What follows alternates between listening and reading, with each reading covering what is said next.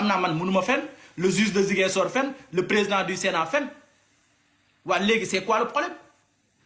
est-ce que Macky Sall respecte les institutions sénégalaises est-ce qu'il y a l'indépendance de la justice au Sénégal est-ce que Macky Sall veut la stabilité du pays ce sont des questions que nous devons nous poser te loolu aajowul sa nga far ak moom pour mën a gëm la nga xam ne ni laa nekk di wax ñun dëgg rek la ñuy wax yàlla rek moom moo tax ñuy wax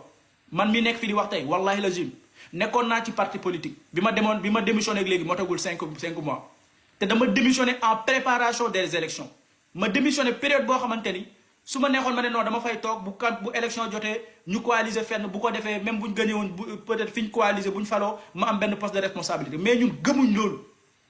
ñun ay poste de responsabilité nii poste de responsabilité politique gëmuñ loolu ñu xamaluñ gëm tey gëm nañ tey bu ñu demee bay bokk ci gouvernement Sénégal mu nekk ak suñu xam-xam ak suñu jàng ak suñu diplôme mais pas pour des promotions